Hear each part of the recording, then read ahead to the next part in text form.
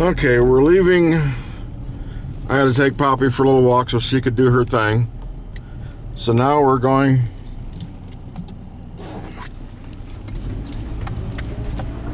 for a little jaunt.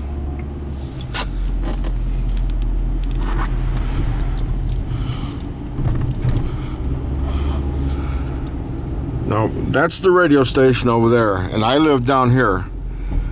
I had my very own stalker back in the day, and people stalk people on radio because I guess their voice.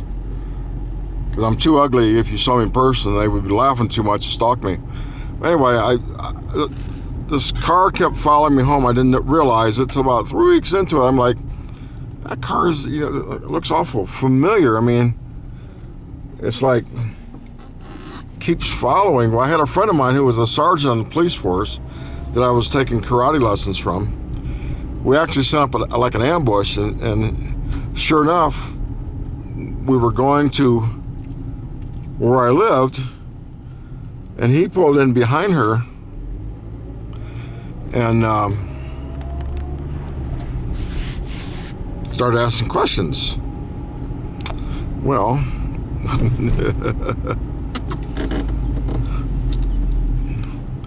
so I'm gonna, well, first let me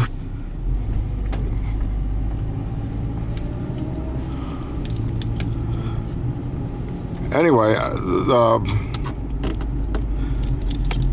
was stopped, and the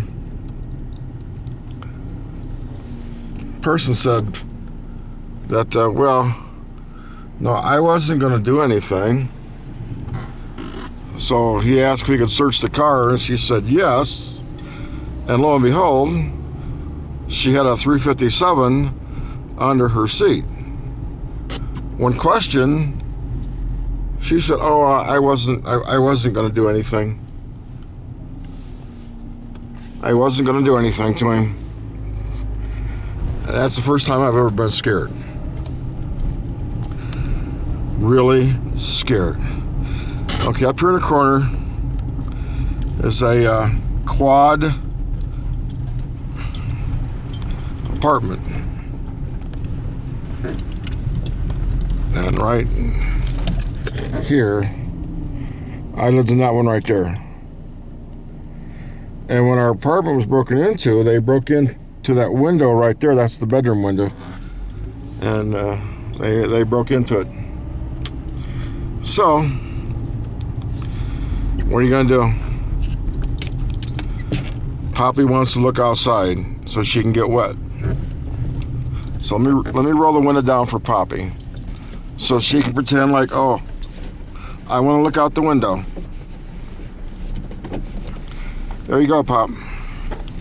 Look out the window. That's how Poppy likes to ride. Looking out the window. And now we're back on Prince Street. So that's a little ride around Clovis.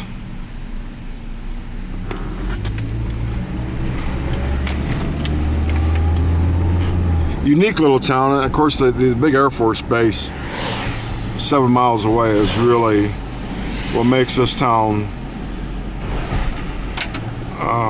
There are three Air Force bases in this state. Kirkland, which is in Albuquerque, is like where all the scientists hang out. Alamogordo down south near El Paso. They used to fly like U-2s, I think, or something. And Clovis, which used to fly jets. Now it's a composite wing, and they have helicopters and Osprey. That's the props that wings fold up and stuff like that. So obviously, when you have that kind of income, it's going to benefit the city, because the nearest big city to go shopping, big city, is Lubbock, and that's 120 miles away. So that's like an all-day thing. So people from the base will come to Clovis, or they'll shop. Most people in the military who live on base, as a rule, will shop in the commissary on base. And I would assume the majority of the military people who live down here probably do the same thing. they shop on base. You know, they'll drive the 7 miles, and of course, when you shop on a military base, you don't pay any taxes. So if you go into the BX or the base exchange or like a department store for you civilians, and the price tag says $14.95, well, that's what you pay. Now, when you go into the commissary or grocery store to shop, you're added on a 10% surcharge, and basically that's for bags and stuff like that. You see the idiots when they drive, they don't slow down, and that's why there's an awful lot of cars stalled, because they don't slow down or they're stupid. But anyway, the people make the good money on base are the people at the commissary, the baggers. It used to be back in the day, it was like whatever you want to tip them. Now there's like a unsaid rule that it's $1 a bag. So if you're a retiree, for example, like me, and if I lived here, I'd go shopping once a month, because that's when I would get paid, once a month.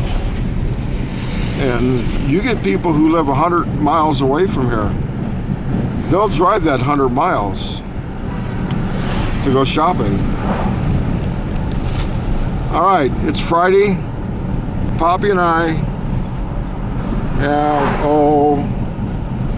another day and we're out of here. So we'll film on the road home. Bye.